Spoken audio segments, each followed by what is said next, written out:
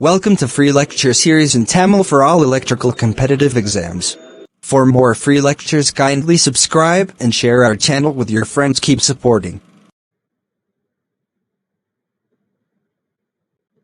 Very good morning all.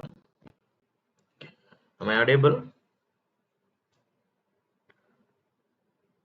Please let me know in the comment section.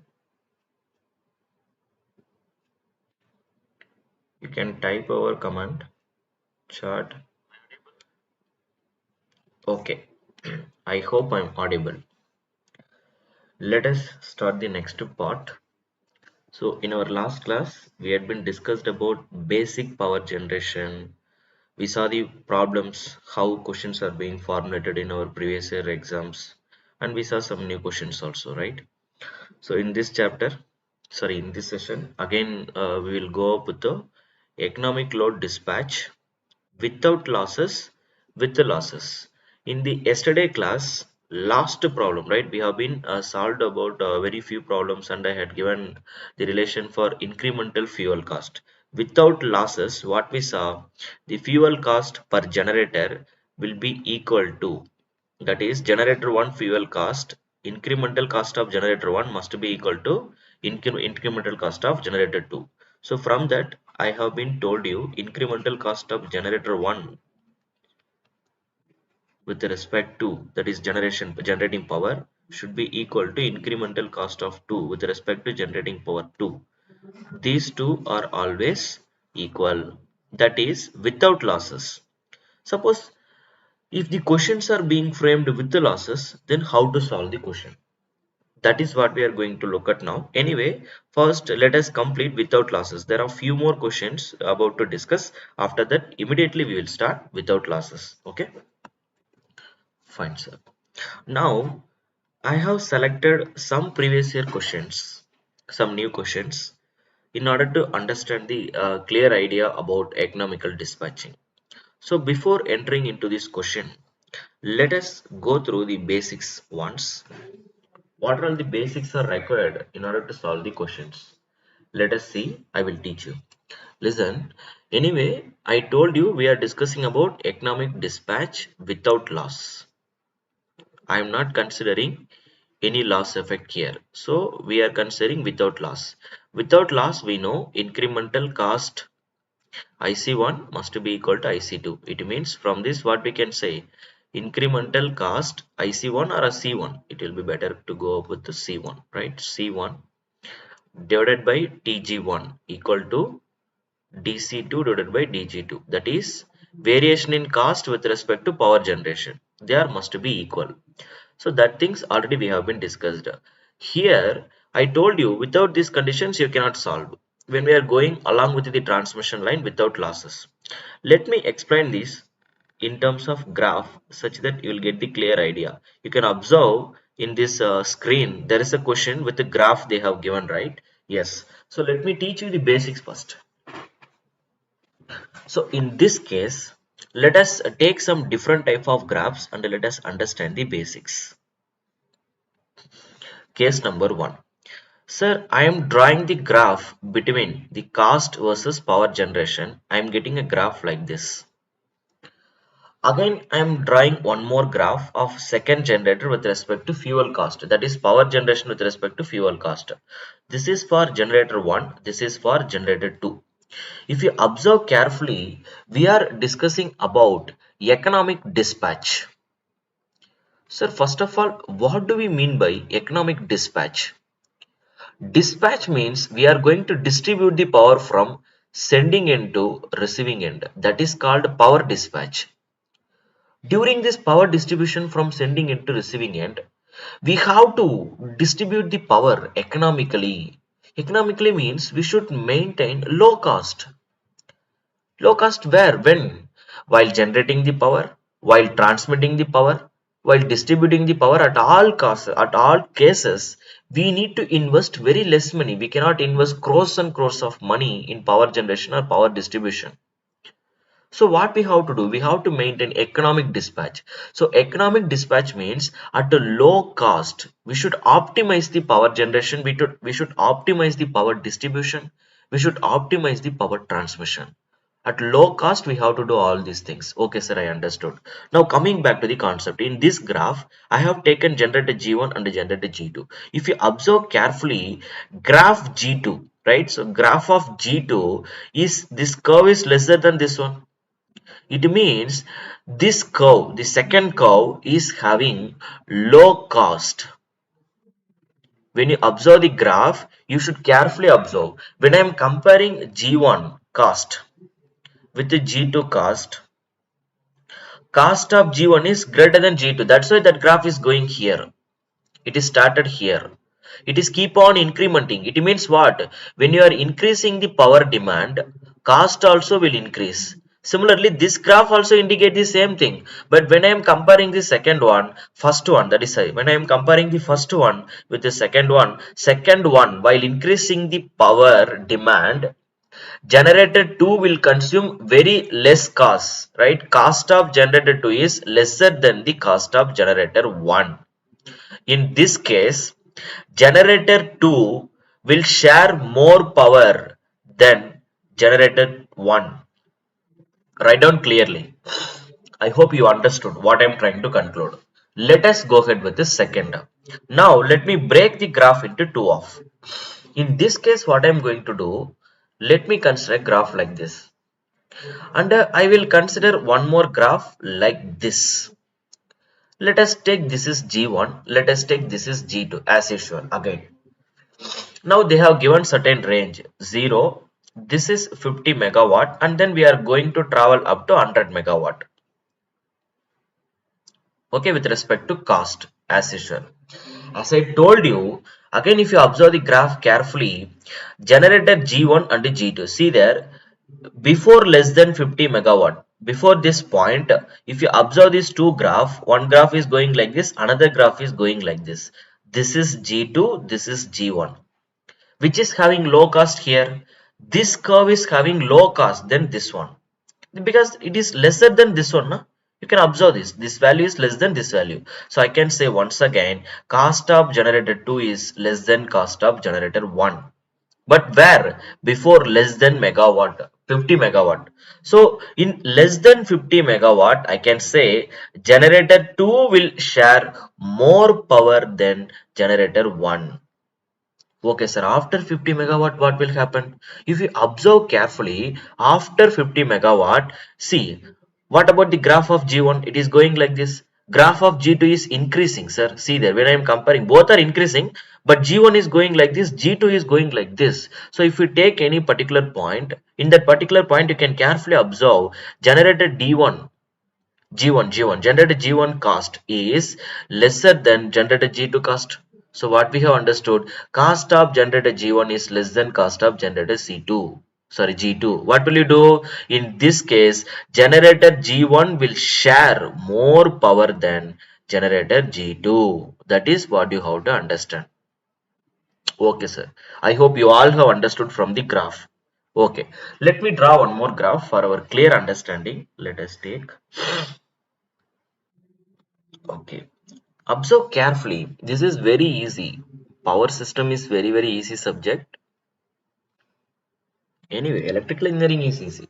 At the end of this course, I will cover entire basics. Okay, through problems. I cannot teach all concepts here, but numerically, conceptual wise, whatever the way that they are taking the questions in your examination, in the same way, I will try to cover. I will try to maximize the maximum syllabus. We will try to cover. Okay, but I cannot cover the whole point, but I can make you all to solve all numerical questions if you are being patient. Okay, let us start.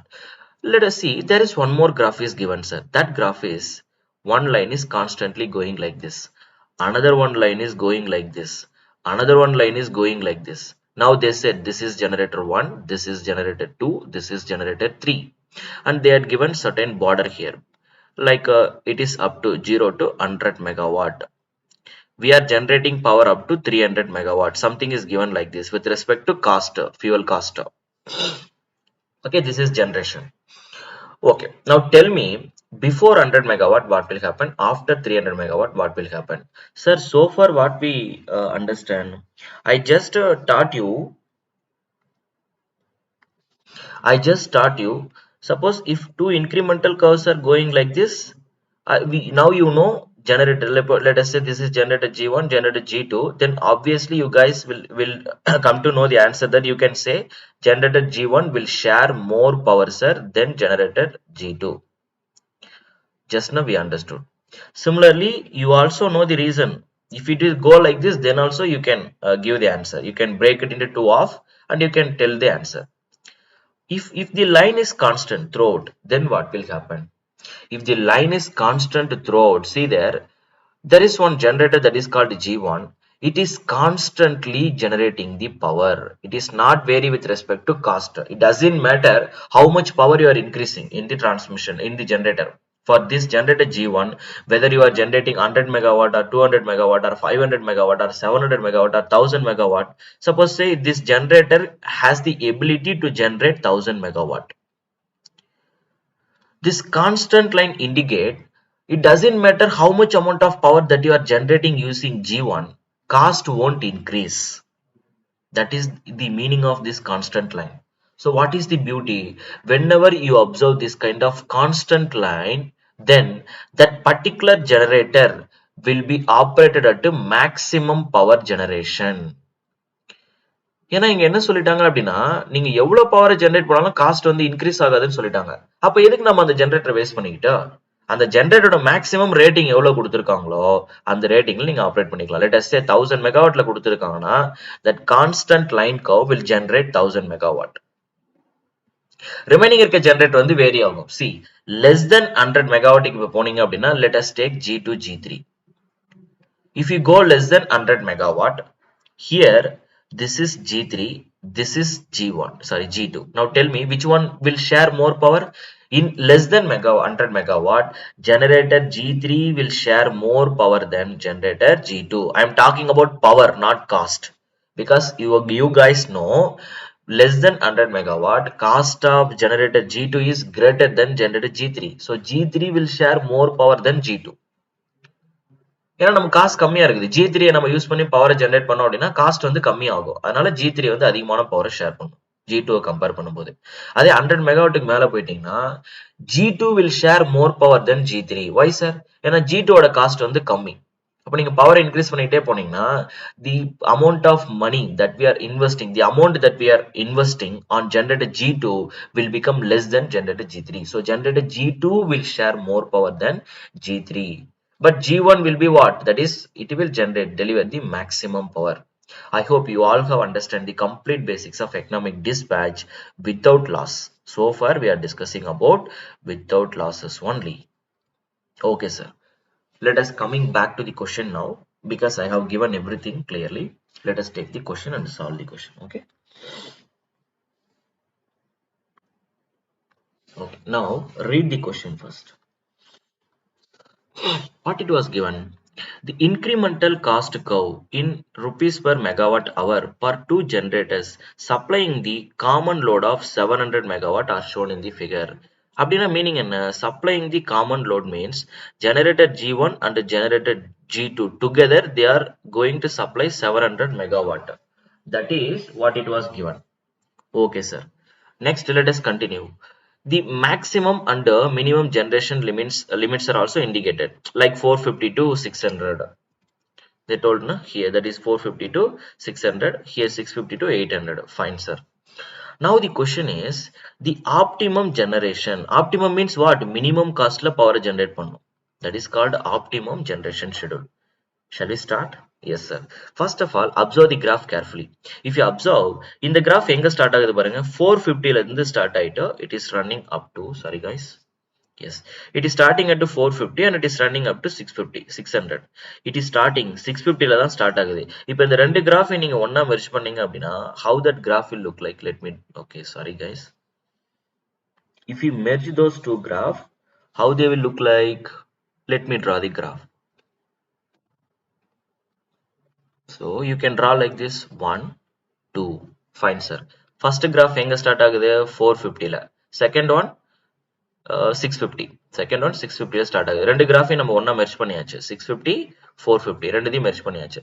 And they are running up to, second one running up to 800, first one running up to or 600, right? So less than this somewhere here 600. That's all. Now tell me, let us take இதுல யார் generator 1, first one இங்க இருக்குறதா. Let us take this is generator 1, this is generator 2, கரெக்டா?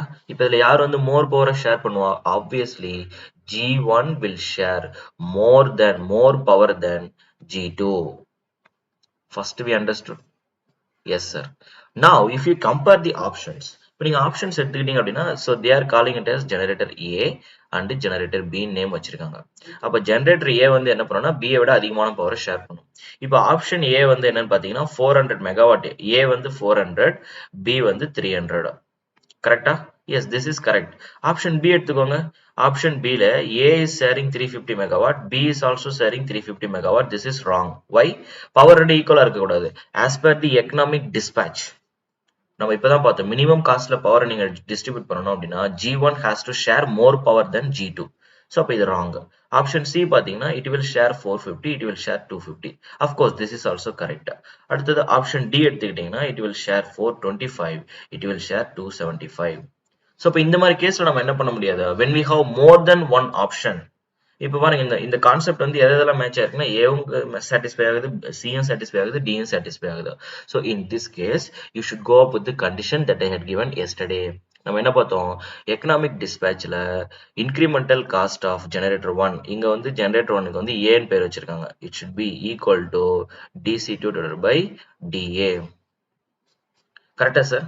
S, these two will become equal. Just apply this concept on the graph. So already what we know the power generation P1 and the power generation P2 are going to be what? They are equal to 700 megawatt. Yes sir, that we know. They are equal to 700 megawatt. So what you need to do is, now from the graph you have to observe. So incremental cost என்ன கொடுத்திருக்காங்க? So first let us take the first graph. It is going from 450 to 600. So the incremental cost DC1 divided by DA should be equal to, formula எப்படி எழுதுவீங்க? y2 minus y1 divided by x2 minus x1. Graphல இருக்க data observe பண்ணுங்க. That is, I want slope value. DC1 by DA means that is slope value. So slope value அப்ப என்ன பண்ணுவீங்க? y2 minus y1. See, from the graph, let me draw here. என்ன கொடுத்திருக்காங்கன்னா first graph observe பண்ணுங்க. 450 ல இருந்து 600 வரைக்கும் போகுது, கரெக்டா? So இது y axisல. அப்போ y2 600, y1 450. x axisல 450 megawatt, where it is started out 200 ல start ஆயிருக்கு, 200 megawatt ல. Now just substitute y2 minus y1, that is 600 minus 450 divided by, you should observe, x2 minus x1. Similarly 450 minus 200 you can solve, right? Yes sir. 1 minute guys. That is 450 minus 200, right? It will become how much? It will be 150. Similarly you can solve the second one. After solving both of this, what you need to do? Just you have to match and you have to identify the power generation, right? So solve and drop your answer in the comment section. I hope you understand the logic, right? So now just to tell me the answer. What will be the answer for this question now?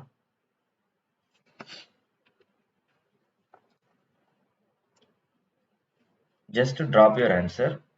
From the graph it was clearly indicated, right? So from that you can just tell me the answer. Drop your answer in the comment section.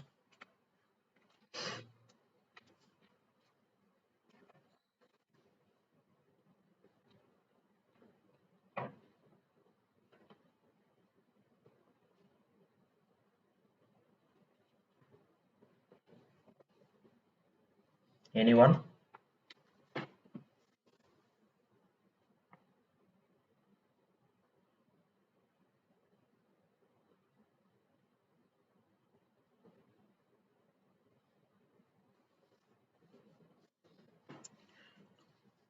Nobody. See, after getting this graph, you can observe the slope value. Why nobody is dropping the answer in the comment section? I hope you have not understood, right? Fine. So let me drop the answer. Okay. So what we understood, finally P1, P2 are going to be 700. From the graph, நீங்க graph solve பண்ணீங்க அப்படின்னா அதுல இருந்து உங்களுக்கு என்ன கிடைக்குன்னா, already I told you na, generator G1 will going to share more power than generator G2, right? Yes, that we know. Correct sir. Now let us optimize this one. இப்போ generator G1 and G2 நீங்க எடுத்துக்கிட்டீங்க அப்படின்னா, see, what we understood here, optionல என்னன்னு கொடுத்திருக்காங்க, நீங்க graph இப்ப நீங்க அந்த DC1 ஓட வேல்யூ வந்து calculate பண்ணி பாத்தீங்கன்னா you will get what, ரெண்டு graph வந்து நம்ம calculate பண்ணிட்டு if you match up, what you will understand is, we understood already generator G1 will going to deliver more power than generator G2, correct? Total power நமக்கு எவ்வளவு வரணும், 700 megawatt வரணும் first of all. Yes sir, that is true.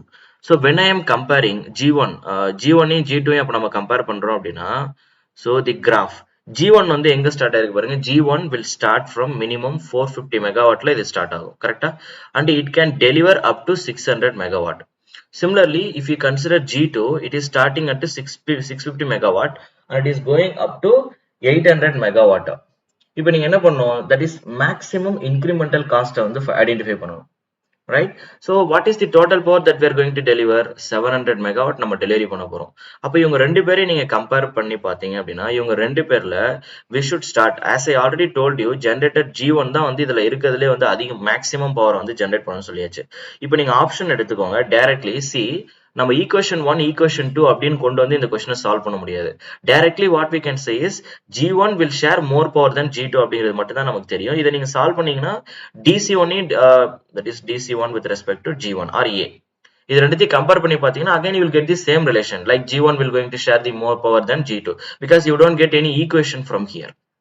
So you should think logically how to bring the answer. Then you should think, sir, G1 will share more power, okay, so 700 megawatt கொடுத்திருக்காங்க. as we saw option A வந்து என்ன சொல்லியிருந்தாங்கன்னா, A வந்து 400 megawatt, B வந்து 300 megawatt னு சொல்லியிருந்தாங்க, கரெக்ட்டா? But A ஓட மினிமம் பவர் ஜெனரேஷன் எவ்வளோ, A ஓட மினிமம் பவர் ஜெனரேஷனே வந்து 450 தான். பட் A வந்து இங்க எவ்வளவு சொல்லியிருக்காங்க, மினிமம் 400 வந்து டெலிவரி பண்ணுது சொல்றாங்க. that is wrong. Why? The minimum power generation of the A is 450, it is greater than 400, so this is wrong. அடுத்தது ஆப்ஷன் பி எடுத்துக்கோங்க. Option B is wrong obviously, because already அவங்க என்ன சொல்லிருக்காங்கன்னா ரெண்டுமே 350 சொல்லிருக்காங்க. That is wrong. If you go along with this, see guys, in this question you should apply your brain, okay? Option C compare பண்ணுங்க. Option C ல வந்து minimum power generation 450, that is correct. Generator G1 வந்து மினிமமே 450 தான் generate பண்ணும், 400லாம் தப்பு. இங்க 425 பாருங்க, that is also wrong. So finally what is the correct answer then? From this what we can say is 450 and 250 is the correct answer. Because நம்மகிட்ட அவங்க கொடுத்திருக்க ஒரே ஒரு clue என்ன அப்படின்னா, G1 will share more power than G2 from the graph. That is what we have understood. And we know total power equal to 700 megawatt. So அப்ப என்ன ஆகும், first one will generate 450 megawatt, first one generate பண்ணுது அப்படின்னா remaining எவ்வளவு இருக்கு, 700ல total 700, அதுல first generator 450 megawatt generate பண்ணா remaining will become what, 250. That 250 will be generated by the second generator. You should start from here. See, I can say, see, this is cost actually, right? If you compare here, generator G1 will share more power than generator G2, as I told you, right? அப்ப நீங்க power வந்து economically distribute பண்ணனும் அப்படின்னா, see, with respect to this 450 cost, it will go up to what? If you increase the incremental cost, it will go up to maximum power 450 megawatt வரைக்கும் இதால generate பண்ண முடியும். Second generator அப்ப என்ன பண்ணும், it will go up to 250 megawatt. That's all. So the I think here I made a small confusion. Graphல power இங்க observe பண்ணுங்க, right? இப்போ நீங்க இங்க observe பண்ணீங்கன்னா G1 will share more power, right? So it will go up to 450 for the minimum cost. That's all. Don't think too much and don't get confused. Let us go ahead with the next question. Okay, so let me remove these things. I hope I made a small confusion in this question. Let me conclude.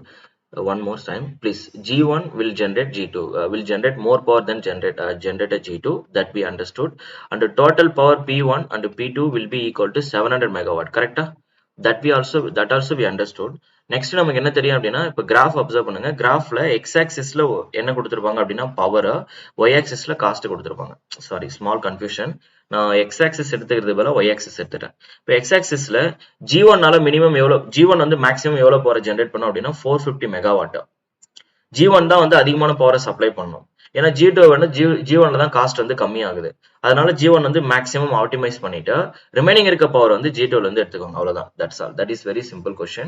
Instead of comparing x axis, I compared y axis. Please forgive me, just to take this one. Okay, let us go ahead with the next question. A lossless power system has to serve a load of 250 megawatt, right? So எவ்வளவு power வந்து அது generate share பண்ண போகுது அப்படின்னா 250 megawatt. There are two generators G1 and G2 at the system cost C1 C2 வந்து கொடுத்திருக்காங்க. See, கொடுத்திருக்கிறது வந்து cost with respect to power generation. That is correct, sir. இப்போ என்ன பண்ணோம் next, where PG1, PG2 are the megawatt injection from the generator 1 and generator 2 respectively. Thus, the minimum cost dispatch will be. That's all. Same concept you can apply without any confusion. Listen, what we know is DC1 divided by DG1 equal to DC2 divided by DG2. That's all. That we know. Graph கொடுத்திருந்தாங்க அப்படின்னா நம்ம last கேஸ்ல பண்ண மாதிரி எந்த generator வந்து அதிகமான பவரை சப்ளை பண்ணுதுன்னு ஃபர்ஸ்ட் செக் பண்ணிட்டு அந்த ஜெனரேட்டரை வந்து என்ன பண்றீங்கன்னா அதுல மேக்ஸிமம் பவர் எவ்வளவு கொடுத்துருக்காங்களோ அதை அப்படியே எடுத்துக்கோங்க, அவ்வளவுதான். கிராஃப் கொடுத்து கேட்டாங்க அப்படின்னா first identify which graph will have less cost. Generator G1 வந்து ஜெனரேட்டர் G2 விட காஸ்ட் கம்மியா இருந்தது அப்படின்னா அதோட மேக்ஸிமம் பவரை அப்படியே எடுத்துக்கோங்க. அப்ப அந்த ஜெனரேட்டர் என்ன பண்ணும் அப்படின்னா 450 மெகாவாட்டை ஜெனரேட் பண்ணும், டெலிவரி பண்ணும் அவுட் ஆஃப் 700ல. ரிமைனிங் இருக்க பவர் ஜெனரேட்டர் G2 ல இருந்து எடுத்துப்பாங்க. That's all. If graph will be given. I hope you understand, right? Don't get confusion. Graph is not given. அப்ப நீங்க என்ன பண்ண, கிராஃப் கொடுக்கல அப்படின்னா ரெண்டு ஈக்குவேஷன் ஜெனரேட் பண்ணும். ஒன்னு இந்த ஈக்குவேஷனும், அனதர் ஒன் டோட்டல் பவர் வந்து அவங்க எவ்வளவு டெலிவரி பண்றாங்க அப்படிங்கிறது. டோட்டல் பவர் எவ்வளவு ஷேர் பண்ணிக்க போறாங்க, 250. That will be given always. So இப்போ now find out the value of DC by DG1. First equation வந்து DC with respect to DG1, that is PG1. அவங்க வந்து PG1 கொடுத்திருக்காங்களா, differentiate பண்ணுங்க. DC1 divided by DPG1. You will get 1 plus 2 times of 0.55, right? So 2 into 0.55 into PG1. And then similarly DC2 divided by DPG2. What you will get? 3 plus 0.03 into 2 into PG2. அடுத்து நான் என்ன சொன்னேன், you can match these two expression. ரெண்டு பேரும் equate பண்ணீங்க அப்படின்னா what you will get? If I equate them, I will get 1 plus I have to multiply these two, right? You will get 110, right? That is 1.1 times of PG1 equal to, here it will become 3 plus 0.06 times of PG2. Okay. So இப்போ ரெண்டு equate பண்ணிட்டீங்களா? இப்போ என்ன பண்ணீங்கன்னா அடுத்தது PG2 ஒரு பக்கம் கொண்டு வாங்க, இந்த 1 அந்த பக்கம் பாஸ் பண்ணுங்க. such that you will get 1.1 times of PG1 minus 0.06 times of PG2 equal to 2. That's all. This is one more equation. Already I had given one more equation. Just to solve these two equations, you will get the answer for P1 and P2. So economic dispatch without losses அப்படின்னு கேட்டாங்கன்னா they are asking you ரெண்டு type of question கேட்பாங்க. Either இந்த ரெண்டு ஈக்குவேஷனை இந்த ஈக்குவேஷனை solve பண்ணி நீங்க ஆன்சர் கொண்டு வர மாதிரி இருக்கும். அப்படி இல்லைன்னா கிராஃபை கம்பேர் பண்ணுங்க, அதுல எந்த கிராஃபோட காஸ்ட் வந்து கம்மியா இருக்கோ அந்த கிராஃப் வந்து என்ன, அந்த ஜெனரேட்டர் வந்து மேக்ஸிமம் பவர் வந்து டெலிவரி பண்ணும். அப்ப கிராஃப் அப்சர்வ் பண்ணி அதுல மேக்ஸிமம் பவர் எவ்வளவு கொடுத்துருக்காங்களோ அந்த பவர் அப்படியே எடுத்துக்கோங்க. That is G1. Total power உங்களுக்கு தெரியும். டோட்டல் பவர்ல இருந்து G1 சப்ட்ராக்ட் பண்ணீங்கன்னா G2 எவ்வளவு பவர் டெலிவரி பண்ணிருக்குன்னு தெரிஞ்சிடும். நீங்க ஈஸியா அதை கண்டுபிடிச்சிடலாம். That is from the graph. Okay, don't get confusion. Fine. Let us go ahead with the next one. அடுத்து என்ன கொடுத்திருக்காங்க அப்படின்னா, first go through the question for clarification only. I am reading again. I have taken one more question. So incremental fuel cost of a power plant consisting of 3 generator units. என்னென்ன கொடுத்திருக்காங்க பாருங்க. IC1 equal to 20 plus 0.3 P1. IC2 is 30 plus 0.4 times of P2. IC3 equal to 30.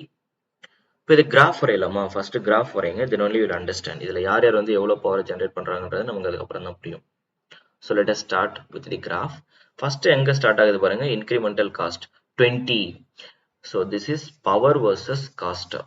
First என்ன கொடுத்திருக்காங்கன்னா 20 plus 0.3 times of P1. That is first C1. ஃபர்ஸ்ட்க்கு P1 க்கு value எங்க start ஆகுது பாருங்க, it is starting from 0. When P1 will be 0, minimum cost will become 20. So somewhere let me keep 20 here. அதுக்கப்புறம் என்ன ஆகும், P1 ஓட value let us say 1 ன்னு போட்டிங்க அப்படின்னா 20.3 and then 2 போட்டிங்க அப்படின்னா 20.6. slowly it will increase, it will go like this. Let us take C2. C2 என்ன கொடுத்திருக்காங்கன்னா 30 plus 0.4 times of P2. Again P2 க்கு வந்து 0 போடுங்க, P2 க்கு 0 போட்டீங்கன்னா 30. So it will start from 30, it will go like this. Next IC3 வந்து 30. ஆனா 30 எவ்வளவு கொடுத்திருக்காங்க பாருங்க, that is constant. Yes, நான் என்ன சொல்லியிருந்தேன், கிராஃப்ல ஏதாச்சும் ஒரு லைன் வந்து கான்ஸ்டன்டா இருந்தது அப்படின்னா that will generate maximum power first. That will generate maximum power. Next, this is generator G1. This is generator G2. This is generator G3. So what we have understood is G3 will generate maximum power. அது நம்ம புரிஞ்சிருச்சு.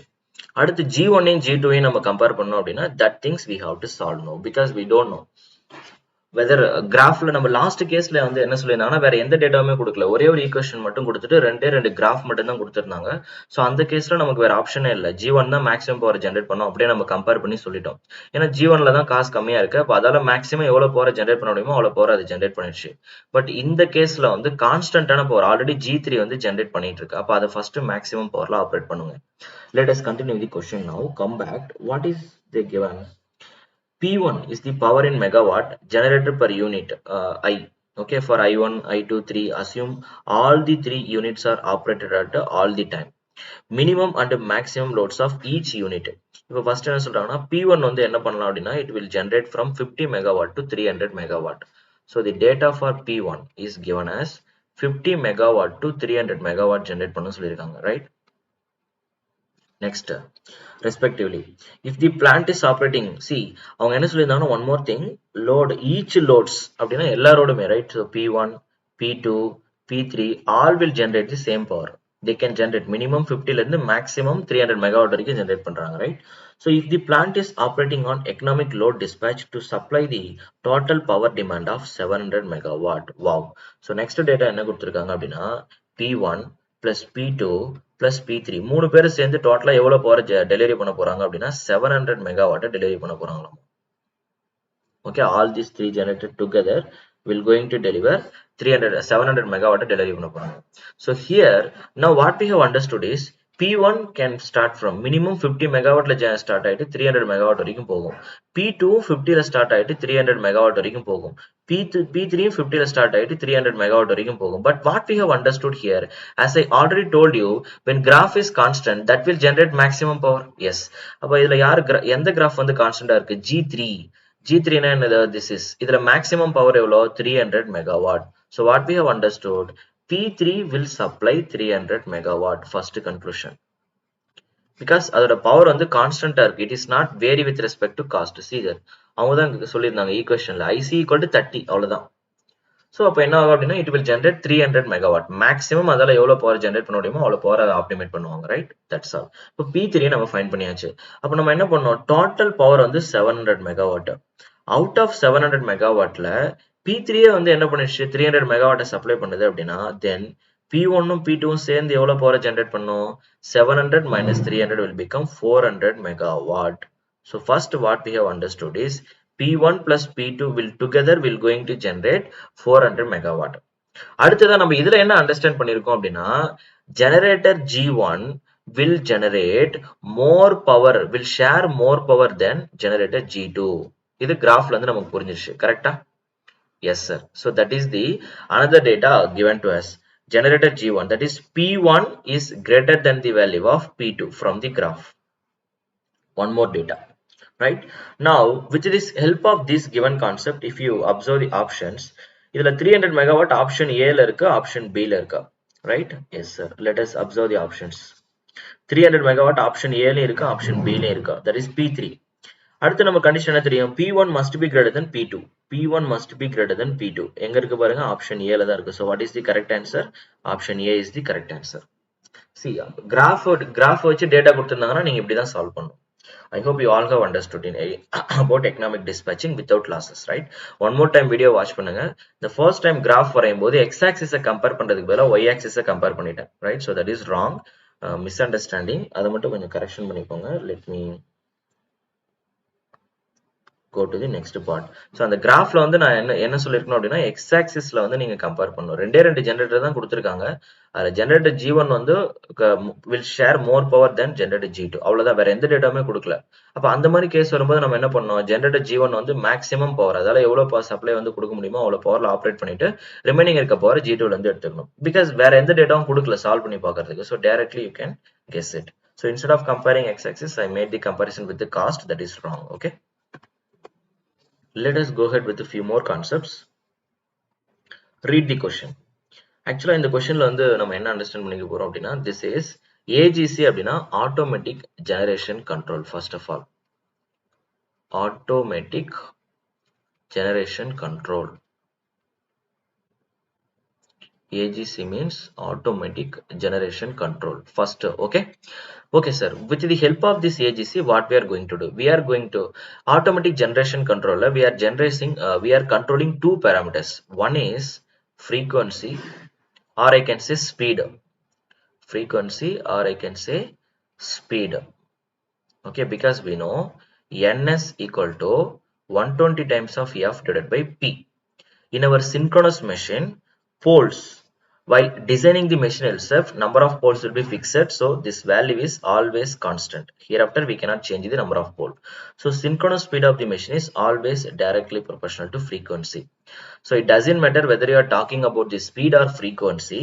That is the first control. We have to control the frequency or speed. With the help of speed control, you can control the real power flow. You can control the real power flow. So the variation in real power is depending on the speed of the machine. First, that is speed means prime mover is depends on prime mover. Prime mover அப்படினா rotor. Okay. Next, second control. So that is frequency control. அடுத்தது நம்ம யாரை control பண்ணோம் அப்படினா excitation. So in excitation control, what we are going to do? We have to control with the help of internally induced voltage. Excitation control means internally induced voltage E. That is EMF developed inside the synchronous generator. With the help of controlling this voltage, we can control the reactive power flow. We can control the reactive power flow, whether you want lagging power or leading power, that is whether you want to supply the reactive power or you want to absorb the reactive power or you want to operate at a unity power factor. So these things are all under the control of excitation, that is voltage control. So we are doing two type of control with the help of automatic generation control. So this automatic generation control will often checking whether the frequency of the transmission line and the generator frequency are same or not. And the same voltage will be, that is similarly, is there any changes in the voltage in the transmission line and the generation? That things also it will take care. Now coming back to the question. Question என்ன கேட்டிருக்காங்க? AGC, that is automatic generation control. The voltage and frequency is controlled by option A, excitation control. Wrong. Why sir? Voltage மட்டும்தான் excitation control பண்ணும். Right? Turbine control செப்பரேட்டா வெறும் turbine மட்டும் கொடுத்திருக்காங்க. Turbine மட்டும் யாரை control பண்ணும்? frequency கண்ட்ரோல் பண்ணும். அப்ப வோல்டேஜ் யார் கண்ட்ரோல் பண்ணுவா? Option C, turbine speed control, excitation control. That is also wrong. Why sir? First என்ன கொடுத்திருக்காங்க? First voltage கொடுத்திருக்காங்க, அதுக்கு அப்புறம் தான் frequency கொடுத்திருக்காங்க. voltage கண்ட்ரோல் பண்ணோம் அப்படின்னா you have to what? excitation control. frequency control பண்ணோம் அப்படின்னா தான் நீங்க என்ன பண்ணணும்? turbine speed கண்ட்ரோல் பண்ணணும். அவங்க first இங்க voltage கொடுத்திருக்காங்க, ஆனா ஆன்சர்ல first turbine speed கொடுத்திருக்காங்க. That is wrong. Option D, first excitation control. Yes, excitation control meant for voltage, turbine speed meant for frequency. See how sensitively they are asking the question. Questions are very easy, but you need to be very careful. Okay sir, அடுத்த question போலாமா? Yes. So let me cover few more basics here. Now we understood about automatic generation control, right? We understood about AGC. So in this automatic generation control, we are controlling two things. One is frequency and another one is voltage. Everything we understood. Frequency meant for real power flow, voltage meant for reactive power flow. That is also we understood. Yes sir. Now read the second question. The main objective of load frequency control is to apply the control of frequency alone. Load frequency control. Make sure whether they are talking about frequency control or voltage control. That is very important. Frequency alone? No. Frequency controller will be used to do what? It will be used to control real power flow. Excitation controller will be used to control reactive power flow. That is the main motto, not frequency alone. Option B, frequency and at the same time real power exchange via the outgoing lines. அடுத்தது real power, yes. Frequency at the same time what? It is dealing with the real power. That is correct. Option B வந்து correct தான். Option C என்ன சொல்லிருக்காங்க பாருங்க. In option C, frequency and at the same time reactive power exchange. That is wrong. Why sir? With the help of frequency we can control real power flow. If you want to control the reactive power exchange, you must go up with the excitation, not with the frequency. So this is wrong. Option D, frequency and bus voltages. This is also wrong. So finally what is the correct answer? Option B is the correct answer. Correct na? Yes. Next, we are going to understand one more beautiful term, that is control system. அடுத்து என்ன கேட்டிருக்காங்க அப்படின்னா, I'll just tell you the answer. Load frequency control actually நம்ம யாரை use பண்ணோம் அப்படின்னா, we are using proportional integral derivative controller. Okay, this type of controller only we are using in our automatic generation control in order to control the real power and reactive power exchanges, that is in frequency control, real power exchanges especially. Now coming back to the next question, load frequency control uses proportional controller alone, wrong. Integral controller alone, wrong. Option C, both proportional integral controller, yes, we are using proportional integral derivative controller also. So but option C is okay, it is match up. Proportional controller தனியா use பண்ண முடியாது, integral தனியா use பண்ண முடியாது. Option D, either proportional or integral, that is also wrong. So the correct answer is, we can consider இங்க கொடுத்திருக்க option வச்சு நம்ம யார் யாரை சூஸ் பண்ணிக்கலாம், ப்ரொபோஷனலும் வரணும், இன்டெகிரலும் வரணும், இது கூட இன்னொருத்தர் யார் வந்திருக்கணும், டெரிவேட்டிவ் வந்திருக்கணும். எனிவே டெரிவேட்டிவ் இங்க எந்த ஆப்ஷன்லயுமே கொடுக்கல இல்லையா, அதனால I am just selecting proportional integral alone. Now go ahead with the next question. The load frequency control carried out with the proportional controller? No. Integral controller? No. Derivative controller? No. Proportional integral derivative controller? Yes. That is correct. So I hope you understood the basics. Next, let us start this second part. As I told you, we are going to see two types. One is economic dispatch without losses, economic dispatch with losses. So far, whatever the questions that we saw, those நம்ம இது வரைக்கும் பார்த்த எந்த கொஸ்டின்லயாச்சு transmission லைன்ல எவ்வளவு losses இருக்குன்னு பார்த்தோமா? கிடையாது.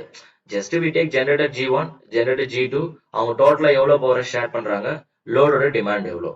But we have not considered the effect of losses of the transmission line. Now what we are going to look at is, we are going to see some problems with the effect of losses. Transmission line இருக்க losses consider பண்ணோம் அப்படின்னா, how to do the economic dispatch. Okay, that is what we are going to look at now. So I cannot teach all basics, as we are in numerical problems. I will teach you how to crack the questions. First, in order to solve this type of questions, economic dispatch with the losses, first you should know. First நீங்க என்ன பண்ணீங்கன்னா அப்படின்னா, losses வந்து நம்ம எப்படி represent பண்ணுவோம் transmission lineல அப்படிங்கிறது உங்களுக்கு தெரியணும். For that, let me write the general formula. இப்போ நம்ம என்ன பண்ணோம் அப்படின்னா, ஒரு transmission lineல வந்து ரெண்டு generator இருக்குன்னு வச்சுக்கோங்க, generator G1 and generator G2. இவங்க என்ன பண்ணிட்டு இருக்காங்க அப்படின்னா, they are connected with the two different lines. Let me please wait a second. I will take see. Let us take a generator G1. It is connected with a transmission line, and it will be tie up with the one more set. There we have generator G2. Let us take generator G1 and generator G2. இப்போ நான் என்ன பண்றேன் அப்படின்னா, here this is G1 and G2, right? So this transmission line will have certain losses. That transmission line losses will be represented in general.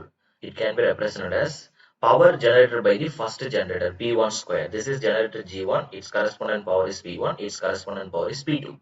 So P1 square into its corresponding loss coefficient of the generator 1 plus P2 square, power generated by the second generator and its loss coefficient, plus 2 times of P1, P2 and the loss coefficient between 1 and 2 or 2 and 1. So this is the generalized representation of loss power expression, that is power loss expression. Most important formula. First you should try to register it in your brain. இப்போ இந்த கொஸ்டின்ல என்ன கேட்டிருக்காங்கன்னா, இது இந்த equation அப்படியே டைரக்டா கேட்டிருக்காங்க. C அவங்க என்ன கேட்டிருக்காங்க பாருங்க, கொஸ்டின் ரைட் பண்ணுங்க. In terms of power generation, the power loss coefficient, B means power loss coefficient, that is M cross N means number of buses, and we are considering see B11, B12 losses coefficient, bus 1, bus 2, in between bus 1 and bus 2, or only at bus 1 or only at bus 2, like that. Coefficient, the transmission losses for two plant system, two plants. See that this is plant 1, this is plant 2. See, our syllabus is restricted with two plants only. No need to be bothered. You won't get three generators. Okay. Notations having their usual meanings. So that is given. Okay. That is, it was clearly mentioned, right? So by the way, how will you write out the loss coefficient? That is loss expression. So this is the general format of the loss expression. So what is the correct answer? First to go through the option and tell me the answer. Option A is P1 square into B11 plus twice of P1. Yes. Option A is the correct. You can go through remaining order. Definitely it should be wrong. So the one and only answer is option A. Okay, sir, let me complete the concept because we have not completed yet. So this is how we are writing the PL. Now, as far as what we have discussed is transmission line without losses. லைன்ல லாஸே இல்லை அப்படின்னா நான் என்ன சொல்லியிருந்தேன் அப்படின்னா ஒன்று நீங்கள் graph வச்சு சால்வ் பண்ணோம். கிராஃப்ல வந்து டூ டைப் ஆஃப் கிராஃப் கொடுப்பாங்க. ஜஸ்ட் கிராஃப்ல வந்து எய்தர் ரெண்டு ரெண்டு கிராஃப் கொடுக்குறாங்கன்னா அதுல எந்த கிராஃப் வந்து காஸ்ட் வந்து கம்மியா இருக்குன்றது மட்டும் அப்சர்வ் பண்ணிட்டு காசு கம்மியா இருக்கிற கிராஃப்ல இருக்க ஜென்ரேட்டர் வந்து அதிகமான பவர் சப்ளை பண்ணும். அது மட்டும் மைண்ட் வச்சுக்கோங்க. கிராஃப் வந்துச்சுன்னா ஃபினிஷ்டு நம்ம இப்ப சால்வ் பண்ணோம் இல்லையா, அது மாதிரி. இல்ல கொஸ்டின் நியூமரிக்கலா கேட்கறாங்க அப்படின்னா what we need to do, incremental fuel cost check பண்ணி பார்க்கணும். IC1 IC2 ஈக்குவலா இருக்கும். அப்படின்னா என்ன, IC1 that is DC1 with respect to P1 must be equal to DC2 with respect to P2 DP2. That's all. This is economic dispatch, optimum power dispatch. That is the condition. So இங்க நம்ம என்ன பண்ணிருக்கோம் அப்படின்னா without losses. Without losses. அப்போ with losses அப்படின்னா இந்த expression எப்படி sir change ஆகும்? Let us see. With loss, losses சேர்ந்து வருது அப்படின்னா you have to consider the finality factor. That's all. You don't need to do anything beyond that. You must consider the finality factor. Finality factor, it will be represented by, let me write in terms of L. Okay, that is L. I am using L to denote finality factor. It will be represented in terms of L. So finality factor L is equal to 1 upon 1 minus D dPL divided by dP. So இங்க PL அப்படிங்கிறது நமக்கு தெரியும், that is losses in the transmission line. P அப்படிங்கிறது power generation. Suppose இப்போ நீங்க generator 1 consider பண்றீங்க அப்படின்னா it will become L1, it will become P1. If you are considering generator G2, then the finality factor will become L2 equal to 1 upon 1 minus dPL divided by with respect to dP2. That's all. Just remember this expression, first one, and then remember this expression, and then remember இது ரெண்டுத்தையும் ஞாபகம் வச்சுக்கோங்க. Third expression என்ன ஞாபகம் வச்சுக்கணும் நான் சொன்னேன். C அப்ப என்ன ஆகும் அப்படின்னா பெனால்டி ஃபேக்டரை கன்சிடர் பண்ணி நீங்க திரும்பவும் வந்து எக்ஸ்பிரஷன் இன்கிரிமெண்டல் காஸ்டுக்கு ஈக்குவேஷன் எழுதுனீங்க அப்படின்னா what you will get is, sorry guys, let me write here itself somewhere, right? I don't have space, so I'm going here itself. Okay. Okay. So let us take again with the loss. அப்போ with lossல வந்து நீங்க என்ன consider பண்ணணும் அப்படின்னா that is penalty factor. With அப்போ incremental cost என்ன வரும் அப்படின்னா as usual IC1 equal to IC2 only, there is no doubts, into it will be multiplied by the penalty factor. That's all. IC1 into L1, IC2 into L2. IC1 நம்ம எப்படி எழுதுவோம்? We know it can be written as DC1 by DP1 into penalty factor L1 equal to, sorry guys, sorry, DC2 by dP2 into L2. That's all. That is how we are writing the penalty factor. Okay. I hope you understood.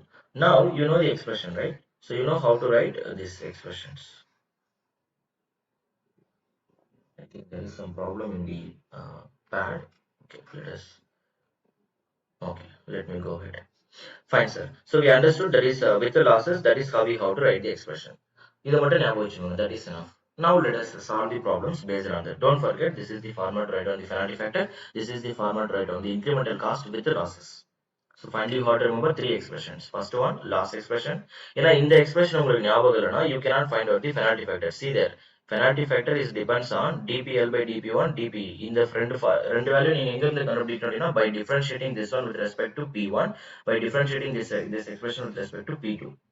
So that is very important. Without knowing this, you cannot do anything. Okay. So be aware of it. Okay. Let us go ahead with the next question. If question take the question first. Read the question. Two power plants interconnected by a tie line as shown in the figure has the power loss coefficient B11 கொடுத்திருக்காங்க first. B11 எவ்வளவு சொல்லிருக்காங்க? 10 power minus 3 into megawatt power minus 1. So see, observe the unit of power loss coefficient. That is very important. Once it is asked in, it was asked in IES. So unit of power loss coefficient is megawatt in power minus 1. Power minus 1. Don't forget, right? Continue. So power is being dispatched economically with plant 1 is 100 megawatt and plant 2 is 125 megawatt. The penalty factor of the plant 1 and plant 2 are respectively. இப்போ என்ன கேக்குறாங்கன்னா plant 1 ஓட penalty factor and plant 2 ஓட penalty factor. Just now we saw the formula. First write down the formula. Penalty factor for G1 can be written as 1 upon 1 minus dpl divided by dp1. For second generator, penalty factor can be written as 1 upon 1 minus dpl upon dp2. So we understood how to write, we know how to write down the penalty factor. Now first write down the loss expression. PL can be written as P1 square into B11 plus P2 square into B22 plus twice of P1 P2 into B12. Correct? Na? That is the expression. இப்போ இதுல வந்து நான் இன்னொரு பியூட்டிஃபுல்லான concept explain பண்ண போறேன். கேர்ஃபுல்லா observe பண்ணுங்க. See, generator G1, it is connected with the grid. Again, let me create the diagram. So let us, this is generator G2. நமக்கு என்ன தெரியும் அப்படின்னா now you know how to deal with generator 1 and generator 2 directly. நான் இப்போ இந்த இடத்துல லோட வந்து எங்க கனெக்ட் பண்ணலாம் அப்படின்னு நான் சொல்றேன்.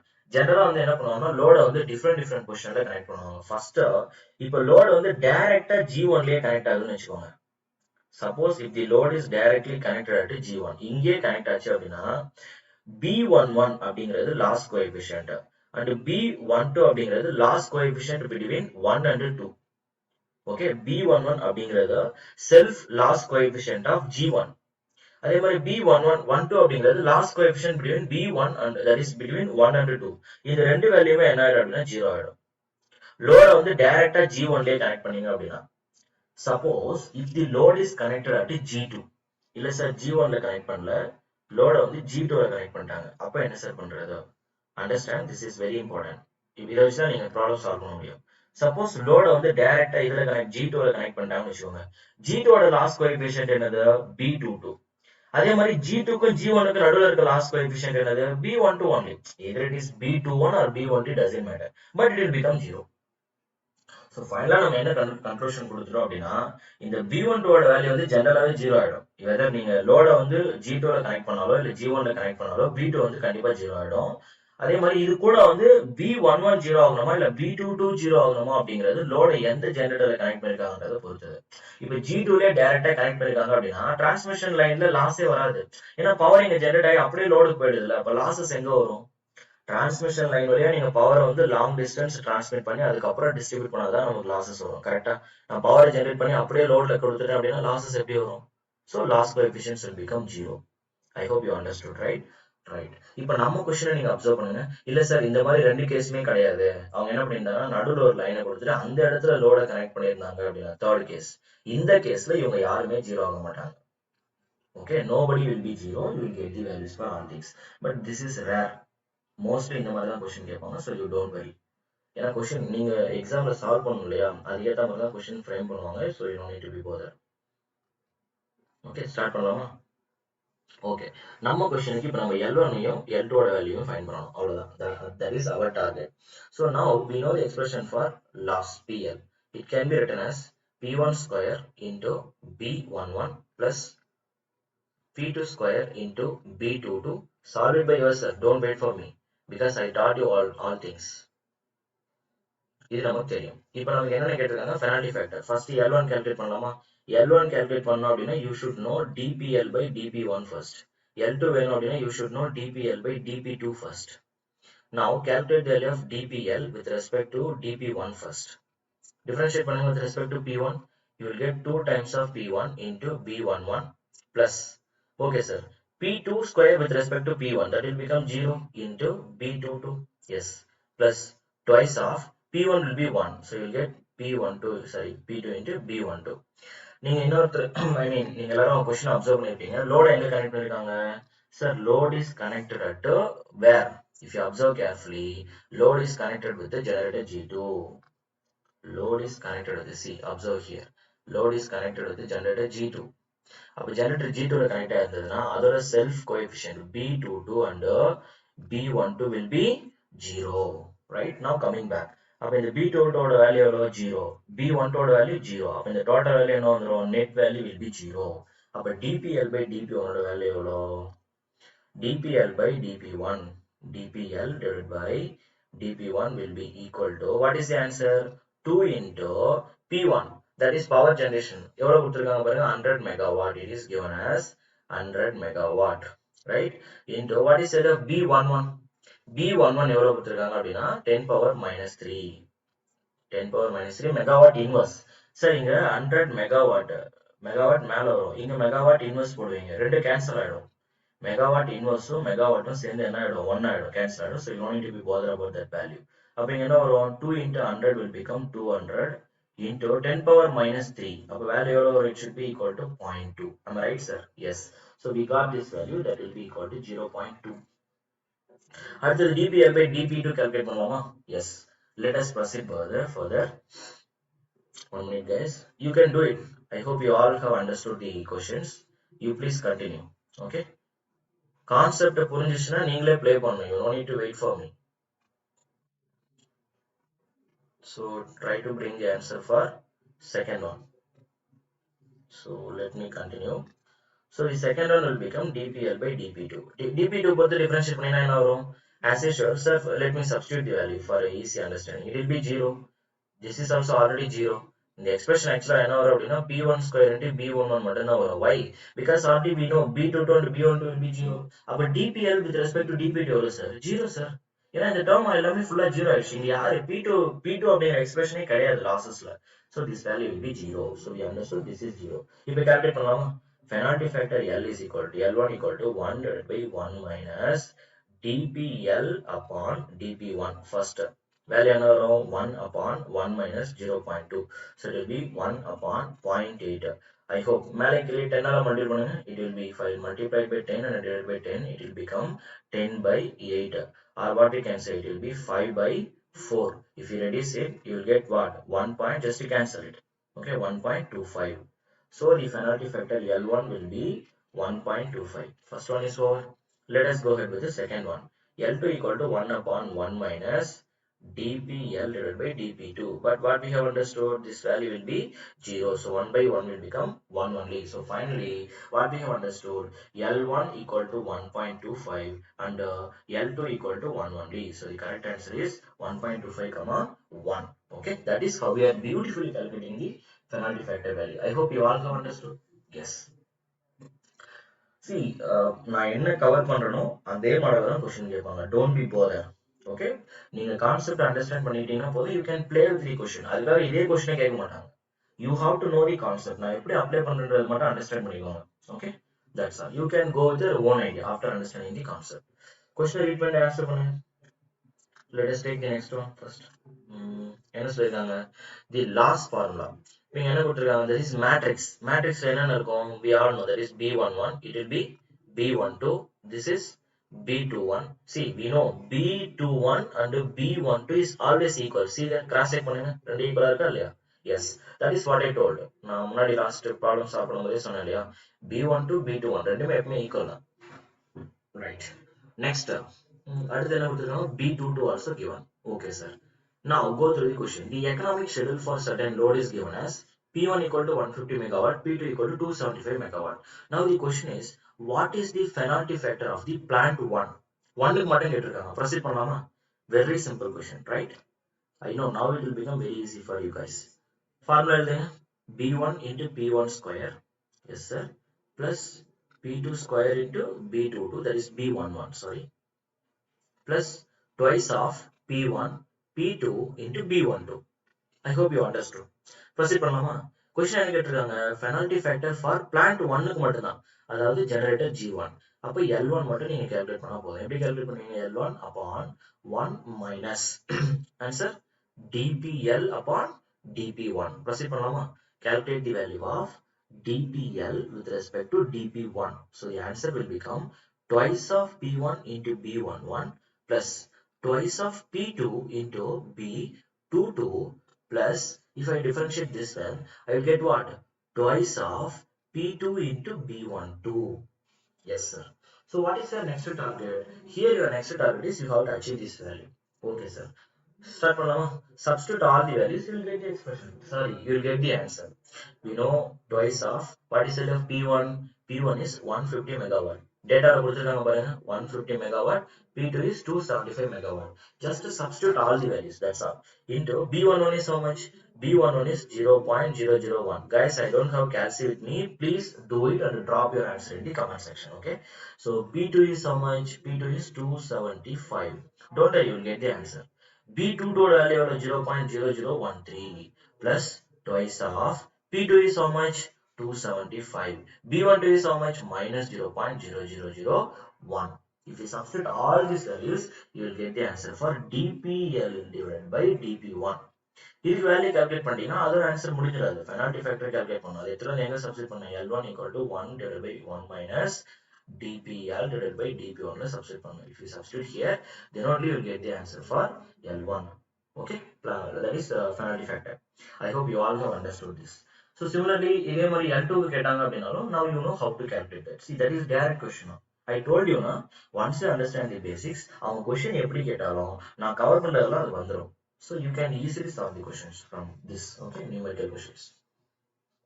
Let us proceed. Next question எடுத்துக்கோங்க. Question right? So let us proceed.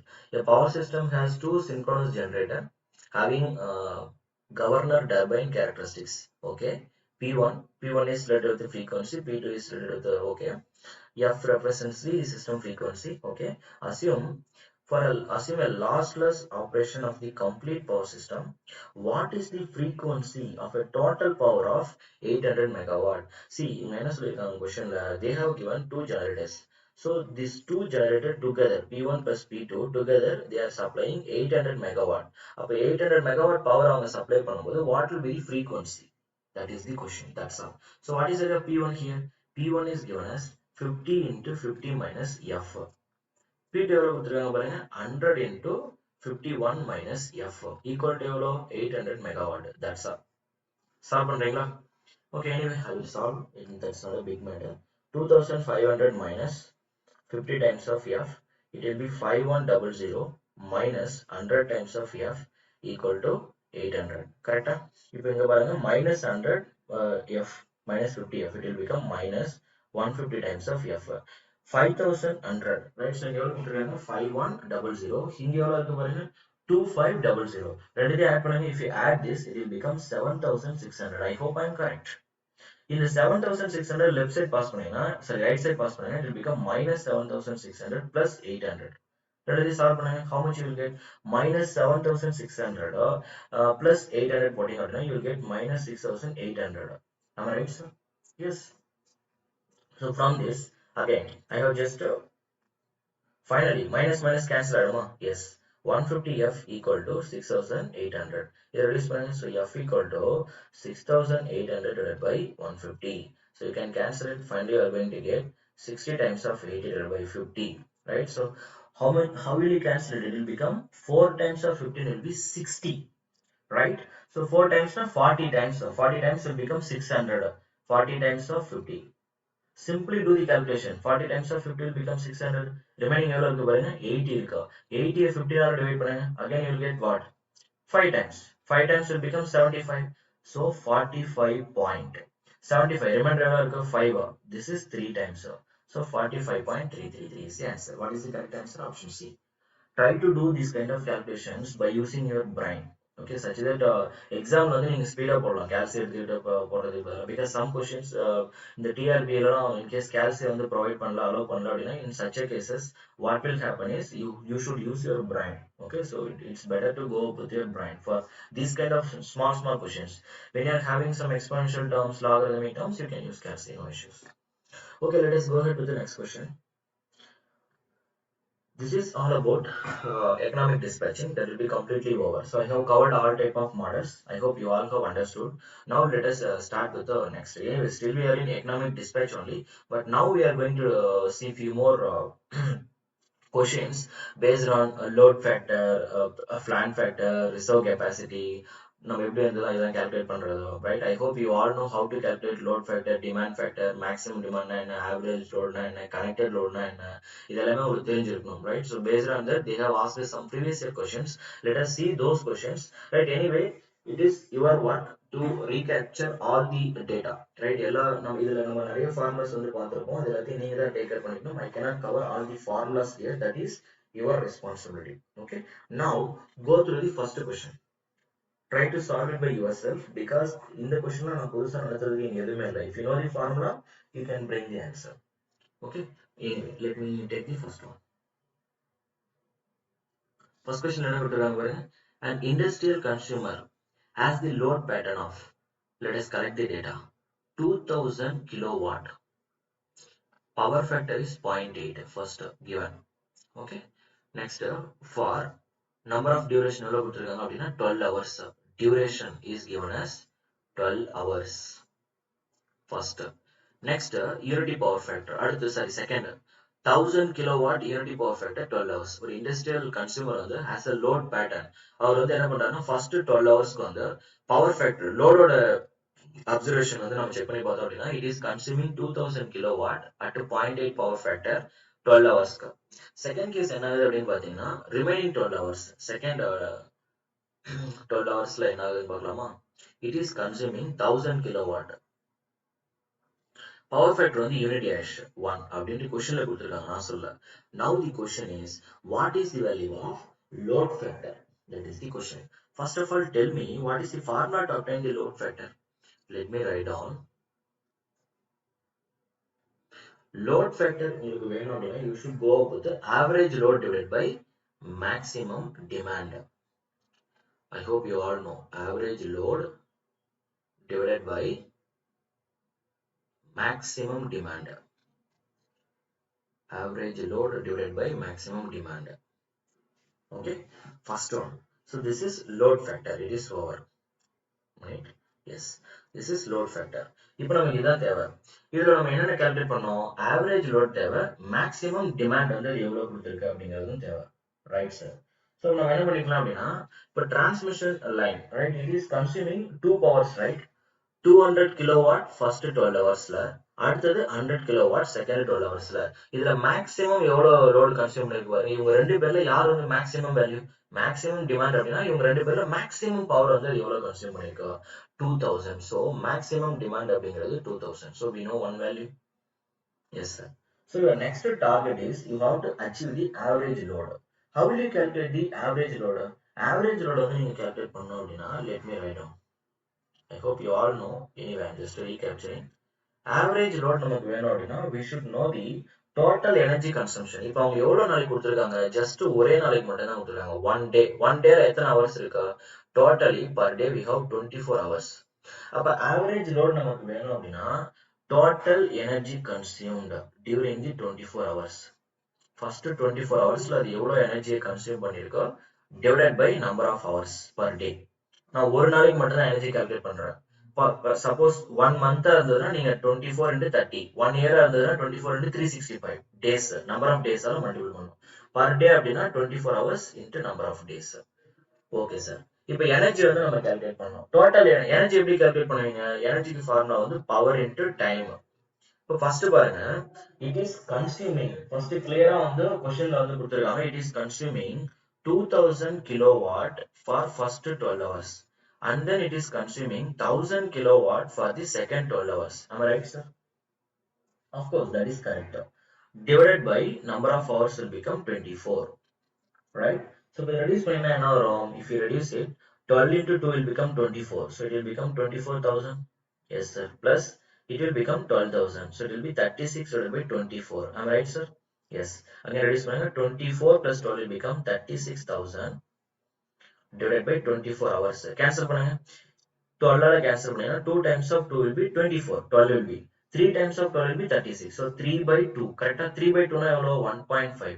So 1.5 into 1000. 3 zeros இருக்கு இல்லையா, அது கிலோவாட் ஹவர் எடுத்துக்கலாம். Sorry, kilowatt, right? Hour cancel ஆயிட்டு இல்லையா, so it will be kilowatt. So 1500 hour I can say, right? So simply what we can say is power எதுல கொடுத்திருக்காங்க sir, it is already in kilowatt. Forgive me. அப்ப already கிலோவாட்ல இருந்தது அப்படின்னா it is already in kilowatt only. Now it will become kilowatt hour. Denominatorலயும் hour வருதா, hour cancel ஆயிடும், kilowatt அப்படியே வரும். அப்ப 3500 kilowatt. directly take இங்க எவ்வளவு வந்தது நமக்கு 1500 itself it is in kilowatt only. அதை அப்படியே எடுத்துக்கோங்க. So finally what we got, average load வந்து நம்ம calculate பண்ணியாச்சு, that will be 1500 kilowatt. Yes sir. Coming back to the question now. So average load எவ்வளோ 1500 kilowatt divided by maximum demand எவ்வளோ 2000 kilowatt. So what will be the answer now? Load factor. Cancel it, 20 getting cancelled. So it will become 15 divided by 20. You can cancel it by 5. 3 divided by 4. So 3 by 4 will be equal to 0.75. So what is the correct answer? Option D is the correct answer. I hope you all are getting it. Let us go with the second question. Sir, இதெல்லாமே ஏற்கனவே நம்ம நடத்தியாச்சு, right? Just observe the lecture. I cannot recapture everything here. எல்லாம் பார்க்கணும், நீங்க தான் பார்க்கணும், right? அடுத்து second question. The maximum demand on a steam power is 480 megawatt. Steam power station maximum demand எவ்வளவு அப்படின்னா 480 megawatt. This is maximum demand. If the annual load factor is 40%, load factor எவ்வளவு கொடுத்திருக்காங்கன்னா in percentage it will be 40. So now the question is the total energy generated annually. மொத்தமா ஒரு இயருக்கு, right? So total energy per year. Annual அப்படின்னா per yearக்கு மொத்தமா எவ்வளவு energy வந்து generate பண்ணிருக்கீங்க, that is the question. Start பண்ணலாமா? Try by yourself. You can pause the video and you can try it by yourself. Total energy per year க்கு வந்து எவ்வளவு generate ஆகுதுன்னு நமக்கு தெரியணும் அப்படின்னா, just now I told you we saw the formula to calculate the average load. Average load நான் என்ன சொன்னேன்? Total energy consumption. Total energy consumption. But நம்ம என்ன பண்றோம் அப்படின்னா, we have been calculated that value per day. Right? We have been calculated that value for per day. But when we are going up with per year, அப்ப நான் என்ன சொன்னேன்? Per day அப்படின்னா into 1. Per year அப்படின்னா 365 days ஆல multiple பண்ணணும். So from this, total energy per year க்கு அப்ப எவ்வளவு வரும் அப்படின்னா, average load into 24 into 365. That's all. Now, how will you calculate the average load? Average load வேணும் அப்படின்னா we need to know the maximum demand into annual load factor. We know how to calculate this average load. We also have one more. எனக்கு கொடுத்திருக்க data வச்சு நான் mind use பண்றேன், right? So கொடுத்திருக்கிற data வந்து maximum demand வந்து கொடுத்திருக்காங்க. We know one more formula for this. So average load can also be written as what?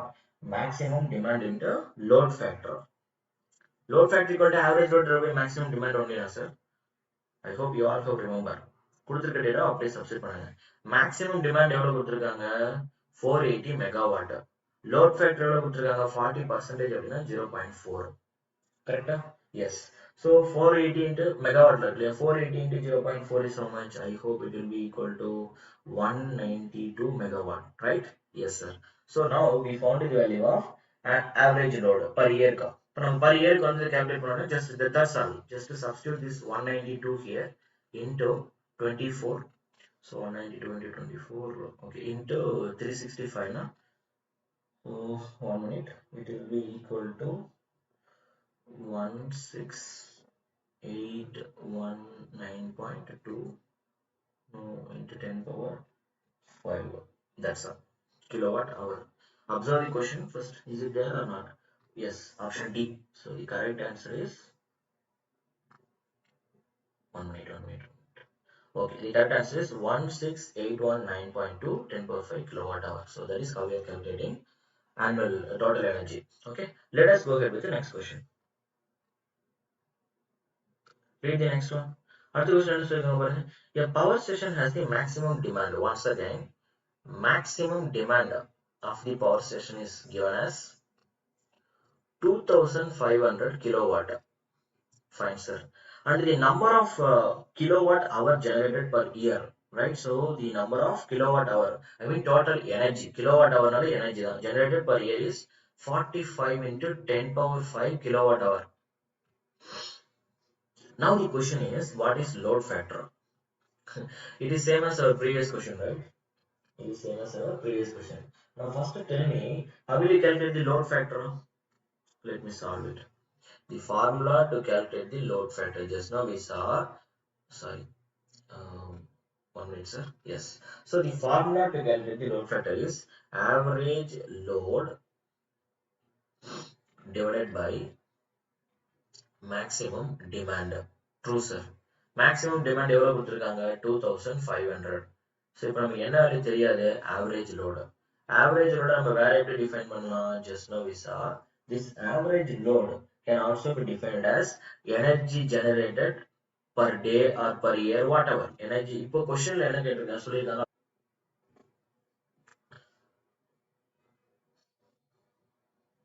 Guys, is it class is classes going good? Any problem? Please let me know in the comment section whether the class is going good or not.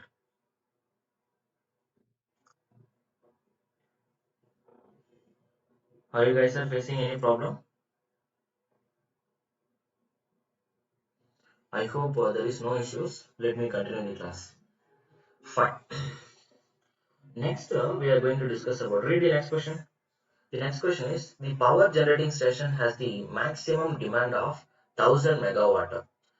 Maximum demand on the power generating station was given as, maximum demand is 1000 megawatt, right? Try to give the answer by yourself. Load factor is given as, how much it is?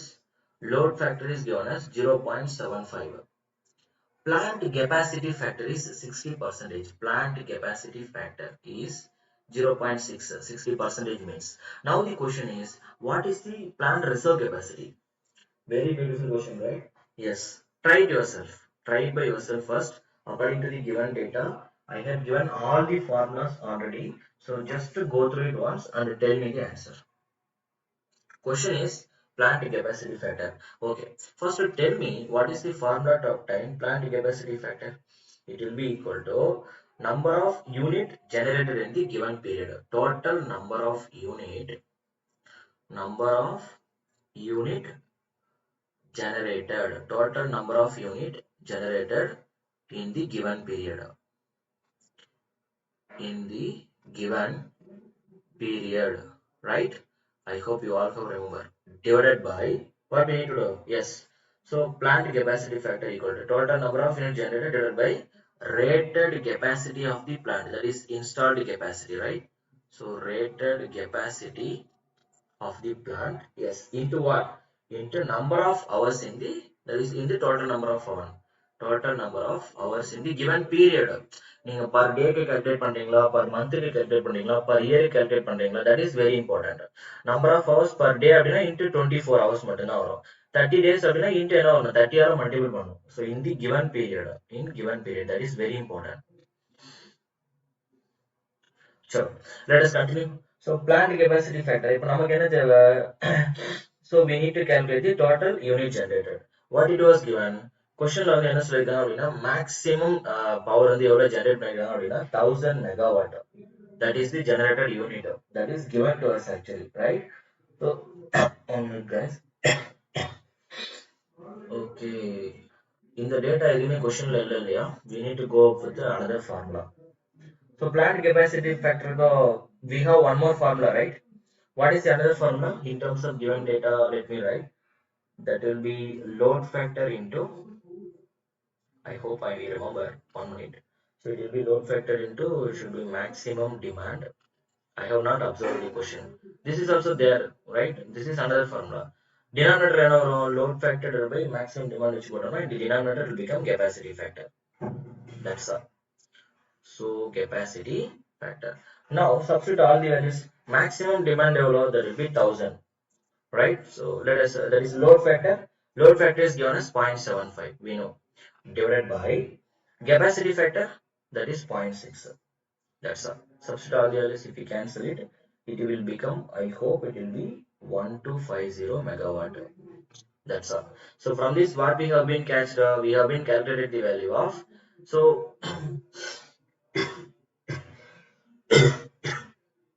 that is plant rated capacity. Okay, so I have calculated the rated capacity. Guys, listen, rated capacity question la kudukla, right? Question la enna ketirukanga, reserve capacity மட்டும்தான். So கொடுத்திருக்க data வந்து rated capacity கொடுக்கல, number of hours நமக்கு தெரியாது, total energy எவ்வளவு generate பண்ணிருக்காங்கன்னு தெரியல. So I cannot directly calculate the value of plant capacity factor. So what I have done is, I went up with another formula. So plant rated capacity calculate பண்றதுக்கு we have one more formula. So with the help of that, I have been calculated plant rated capacity. I got 1250 megawatt. இது எதுக்கு sir calculate பண்ணீங்க? Rated capacity நமக்கு தெரிஞ்சிச்சு அப்படின்னா, reserve capacity formula என்ன? That is எவ்வளோ power reserve பண்ணிருக்கீங்கன்னு calculate பண்ணிடலாம் இல்லையா? we calculated the rated capacity வந்து 1250 megawatt கரெக்டா? இதான் வந்து rated capacity. rated capacity னா installed capacity of the line. Reservation அப்படின்னா என்னன்னா, இப்ப இந்த இன்ஸ்டால்டுல நீங்க எவ்வளவு பவரை யூஸ் பண்ணிருக்கீங்க, எவ்வளவு சேவ் பண்ணி வச்சிருக்கீங்க. ரிசர்வ் அப்படின்னா சேவ். இப்போ வந்து நம்ம யூஸ் பண்ணாம வச்சிருக்க பவர் எவ்வளவு, அதை எப்படி கால்குலேட் பண்ணுவீங்க? பிளான்ட்டோட டோட்டல் கெப்பாசிட்டி 1250, ஆனா அதுல எவ்வளவு பவர் வந்து பிளான்ட் வந்து டெலிவரி பண்ணிருச்சு, maximum demand minus maximum demand. So reserve capacity வேணும் அப்படின்னா installed capacity minus maximum demand 1000. கொஸ்டின்ல கொடுத்துருக்காங்க இல்லையா, maximum demand is 1000. So 1250 minus 1000 will become 250. இதான் வந்து நீங்க சேவ் பண்ணி வச்சிருக்க power. I hope you all have understood, right? So இந்த மாதிரி கொஸ்டின்ஸ் வரும்போது நீங்க என்ன பண்ணணும்னா, you should be aware of the formulas. Without knowing the formulas, you cannot solve the questions. That is very important. Okay, fine sir. Let us go ahead with the next question. என்ன கொடுத்துருக்காங்க? Generating station. Once again, maximum demand கொடுத்துட்டாங்களா? Yes sir.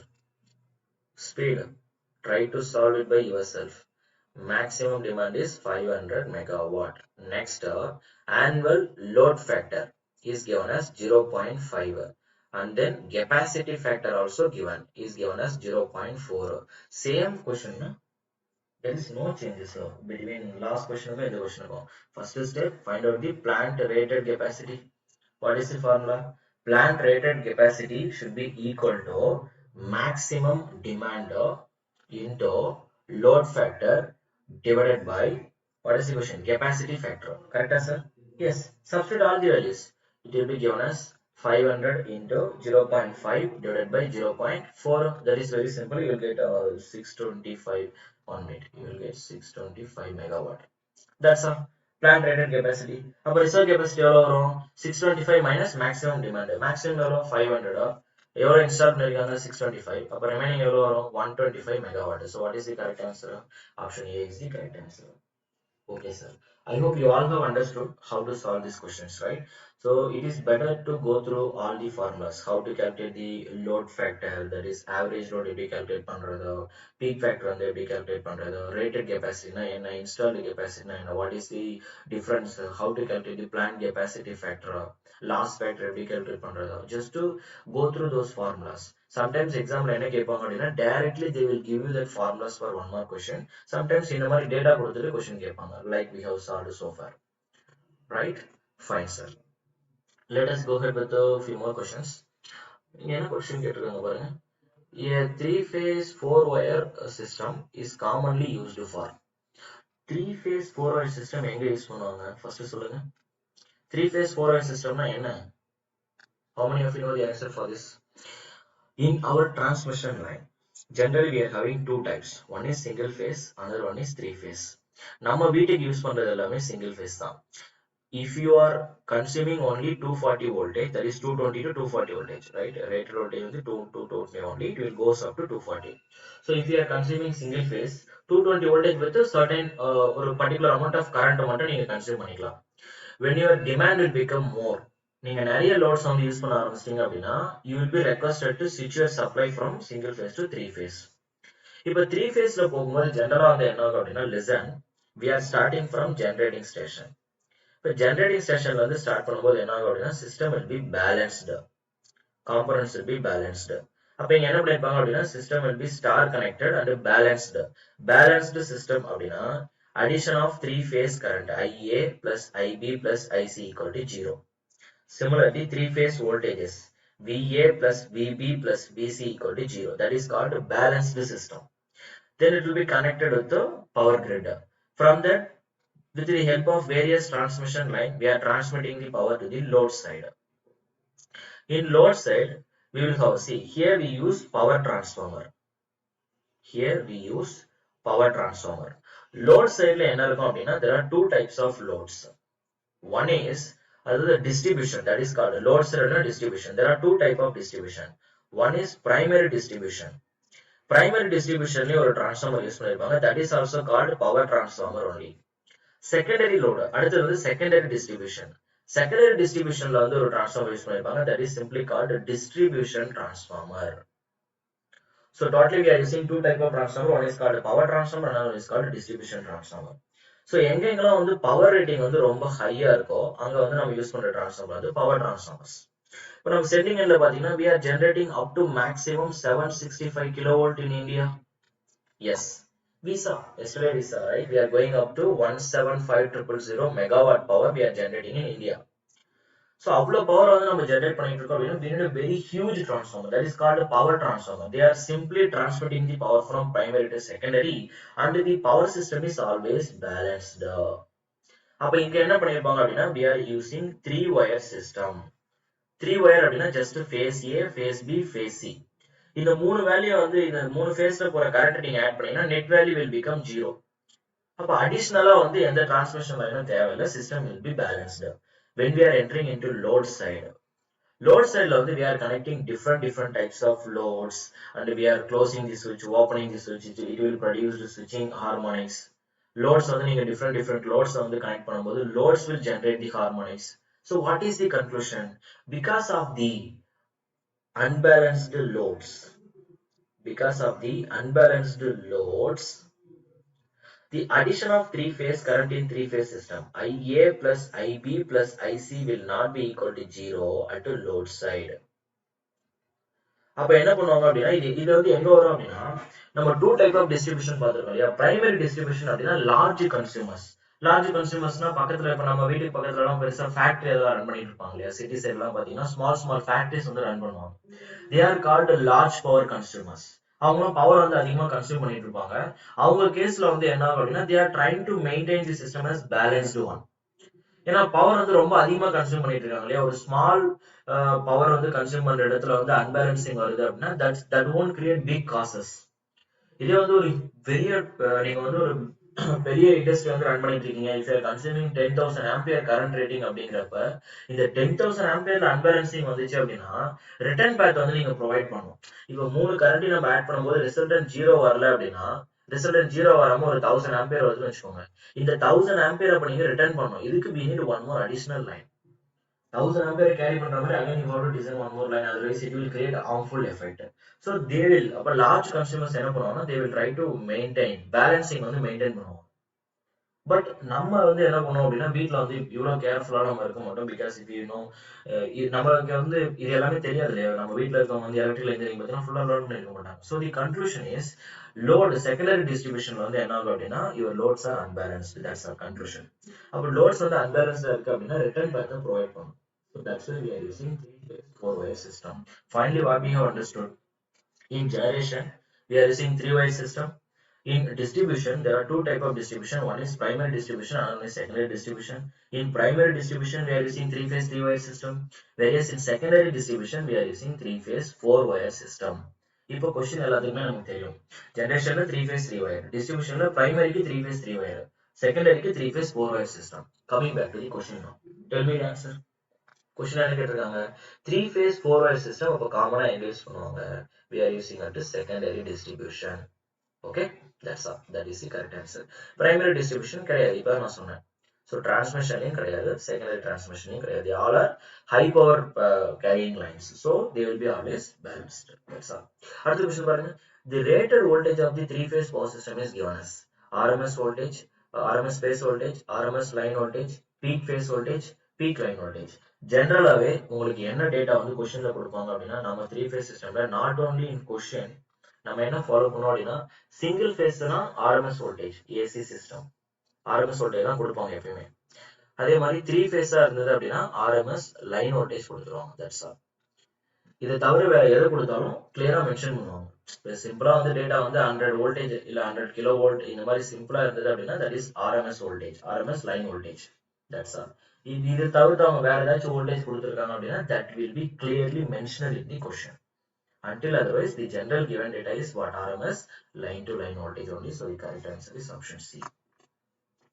Let us go ahead with the last question. Remaining question we will see in the next class. In a 7/30 ACSR conductor, why is grease put? Grease na உங்களுக்கு தெரியும் இல்லையா. So grease எங்க பண்ணிருக்காங்க அப்படின்னா put between steel and aluminum conductors. That is very simple. சரி நம்ம என்ன பண்ணோம் அப்படின்னா when we are designing ACSR conductors வந்து twisted இருக்கும். like நீங்க கண்டக்டர் வந்து அப்சர்வ் பண்ணி பார்த்தீங்க அப்படின்னா it will be twisted, right?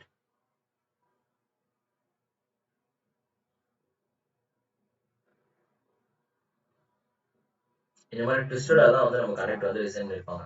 அதுல சென்டர்ல இருக்கிறது யாருன்னு பாத்தீங்கன்னா ஸ்டீல், ரைட்? ஸோ சென்டர்ல ஒரு கண்டக்டர் இருக்கும், தட் இஸ் ஸ்டீல். அதுக்கு வெளியில யார் இருப்பா அப்படின்னா அலுமினியம். இந்த ஸ்டீலுக்கும் அலுமினியத்துக்கு நடுவில் வந்து நம்ம என்ன பண்ணிருப்போம் அப்படின்னா we are providing grease. இதெல்லாம் வந்து practical applications.